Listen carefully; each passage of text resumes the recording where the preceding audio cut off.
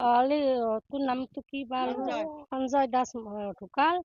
তামিলনাডুত কাম কৰিব গৈছিল। তেওঁৰ ল'ৰা ছোৱালী দুটা আৰু ছোৱালী এটা, ল'ৰা দুটা। খাবা নাপাই গৈছিল। তেওঁ পৰিবাৰৰ ৰাস্তাতে কাম কৰে। খাবা নাপাই তেওঁ কাম কৰিব গৈছিল। তেওঁৰ অৱস্থা বেয়া, ঘৰ দুৱাৰো নাই। পাৰিলে চৰকাৰে কিবা তেওঁলোকক সহায় কৰক। আমাৰ তাৰে অনুৰোধ। গাঁওখনৰ নাম ঘৰথাল, 2 নম্বৰ ঘৰথাল। তামিলনাডু গৈছিল।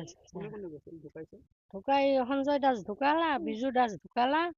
তেওঁ অৱস্থা বেয়া ঘৰৰে। খাবা নাপাই গৈছে ছাৰ কাম কৰবা। তাতে হেমন্ত ছাৰে চলি দুটাক অলপ ব্যৱস্থা লৈ আমাক তাতে অনুৰোধ। ঢুকাটোতো ঢুকালে, থাকাকেইটাক চলি দুটাক যাতে তেওঁ চাই আমাৰ সেয়ে বৰ সুখী আমি। ঢুকাকতো আৰু ঘূৰি আনবা নোৱাৰো।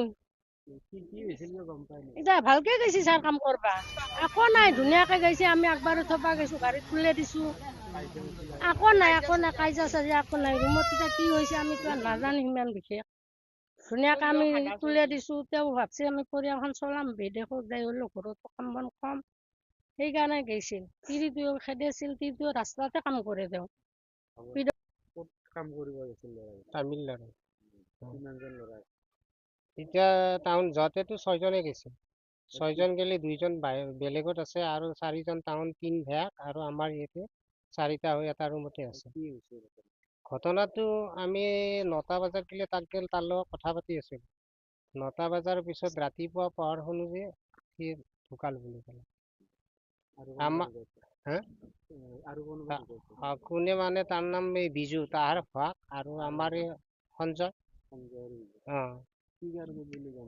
কি কাৰণত বুলি গম পাই মানে টাউন 4টা আছে। এতিয়া আমাৰ এটা অলপ মনত সন্দেহ হৈছে। সন্দেহ হলেও এতিয়া তাহোন কৈ আছে 4টা বজাত আমাক খবৰটোহে দিছে, কৈছে সঞ্জয় দাস ঢুকাল বুলি। এতিয়া ঘৰত নাৰায়ণ ডেকা ছাৰে আমাক তাৰ পৰা আনি দিয়াৰ কাৰণে ব্যৱস্থা কৰি দিছে। এতিয়া আহি আছে। তেখেতৰ ল'ৰা ছোৱালী বা তেখেতৰ পত্নীৰ প্ৰতিপালনৰ কাৰণে কি জনাব? আমাৰ চৰকাৰক মই সাহায্যৰ কাৰণে হিমন্ত শৰ্মা আৰু হিমন্ত ছাৰক আৰু তোমাৰ মুদিয়া ডাঙৰীয়াক আৰু লগতে নাৰায়ণ ডেকা ডাঙৰীয়াক আমি চলি দুটাৰ কাৰণে সাহায্য বিচাৰিছো। চলি দুটা চলাৰ কাৰণে। ঘৰথাল 2 নং ঘৰথাল। কাম কৰিবলৈ গৈছে।